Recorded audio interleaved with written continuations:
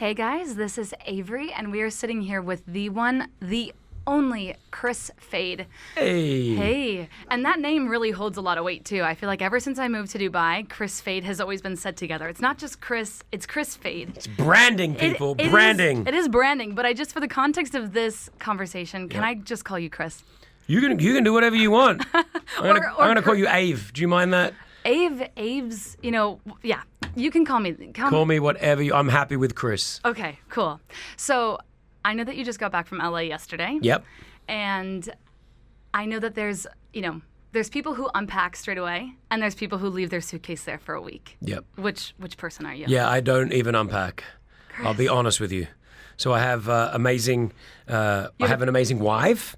I've got two amazing nannies as well. My mum is currently at home staying with me.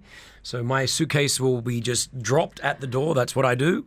And I know, I'm straight out. That's what's happening right now at the household. And like in 2 days, it'll all be folded and be in my wardrobe. And I'll be like, wow, that's amazing. How did that get here? Okay, fair enough. But before you had all this help and everything, were you were the type to just leave it there? Yes, definitely I would leave it. I would always, I would have left it in that luggage for...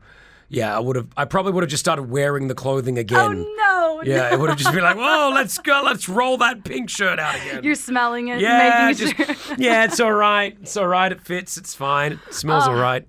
Well, I guess, I mean, now that you have a team that can help you with that, I commend your decision. Because Thank you. If I didn't have to do it, I would leave it as well. Yeah, I agree. But okay, so you've been in Dubai for, I mean, you can tell me better, but since 2008. Correct. Why did you move to Dubai? What was it for the job? Was it... Yeah.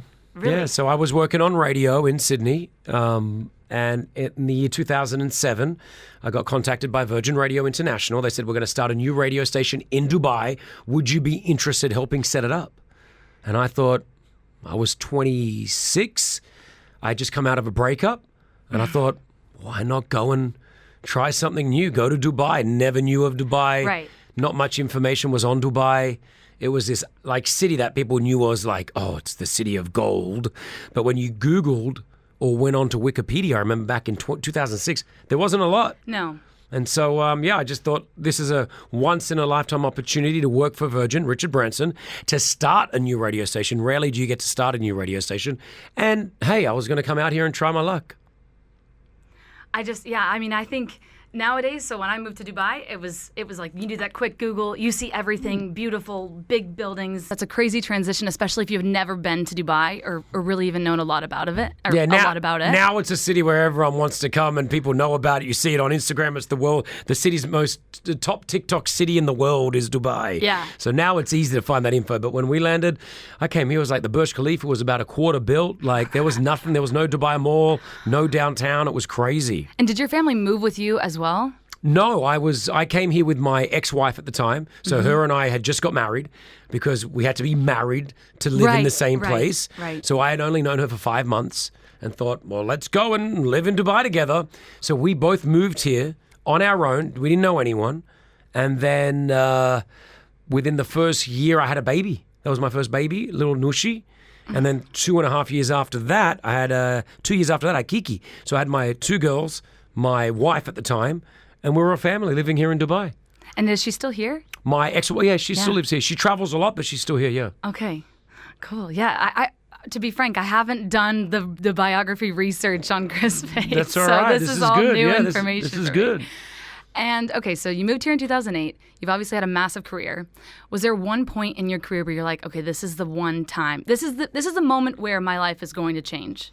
No, there was no moment. There are so many moments that happen that I think you have a lot of moments that build up to give you a career. Mm-hmm. There's not just one thing that happens, I feel, that gives you a career. That's different for other, I guess, careers. If you're a quote-unquote social media influencer, there's always that one video that popped. That was like, oh yeah, I got 20 million on that video and that's what changed me. Like when you have a career in radio is a profession. Not everyone can do radio. Mm-hmm. People think, I've got a good voice. My friends tell me I can talk. My dad said I got a good... That's not what radio is about. There is an art to radio, and you have to learn that art. And there's a craft to it. There's a psychology behind radio. which many people don't realize. They think you just sort of come in and you turn the mics on and you talk and you go down and play a song. And, there are a lot of radio presenters that do that. Right. Both of those exist. Yeah. But I think just in this last week of us coming in and just observing what Pretty and Rossi and even yourself via Zoom, what you guys do is, not to toot your horn, but it actually is really impressive, and it's something that you wouldn't know as a listener. Yeah, you don't get it, right? But that also shows that it's a really good show because it seems seamless. It's flowing nicely, and it's being about being. And the hardest thing is what you got to realize is it's not just doing one show. It's not just doing 2 shows. We've done probably 10,500 of these shows. That's where it's the part. It's the consistency of it. You've got to be consistent at what you want to do. You can't just, I'm going to put in a really good 4 shows this week. It's just, no, every day you got to do that. And that's if you want to remain on top. And, our show has been the biggest show rated here in the last about 13, 14 years now. Yeah. And that's not by accident. No. There's a huge team behind us. It's a great station. There's a formula. There's things that we do, right? Mm-hmm. Okay. And so when did Fade Fit start this whole process? Because I know obviously you've been doing the radio. Yep. When did you decide that, okay, I need to build my brand a little bit more? Well, no, I want to... Fade Fit was an accident. I was overweight. I was about 128 kilos and I was obese. And I used to suffer from anxiety and depression because I was so overweight and I was going through a horrible divorce. Oh my gosh. So all this together, I was just not loving life. And I went and saw a psychologist and this guy and had pills and none of it worked. But what did work was going to the gym and getting healthy and just living a healthier lifestyle, watching what I ate and training at the gym 5 days a week. And I started to lose a lot of weight because I was so overweight. I lost a lot of weight. Right, it was quick. And then a lot of my fans and followers were like, hey, how did you do this, Kris?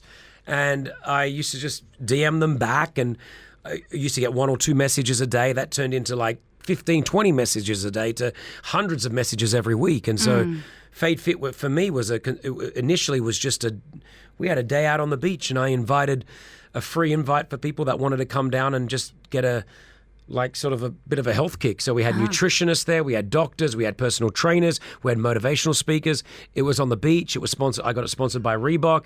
2,500 people rocked up and we just had a really beautiful day of wellness and good energy. And that was the beginning of Fade Fit.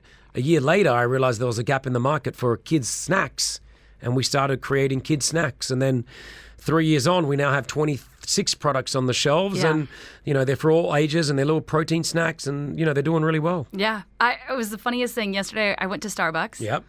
And as I was leaving, I don't know if you have a partnership with them or what, but I was going to pay, and they're like, "Excuse me, would you like a healthy snack?" Wow! And they waved the little Fade I love Fit. that. I had no idea they were doing that, but I love you, Starbucks. And I had just heard about the challenge that we were going to be speaking to you. Sure. I was like, "This is fate. I'm gonna get this," and I tried it, and it was so good. It was the peanut butter one.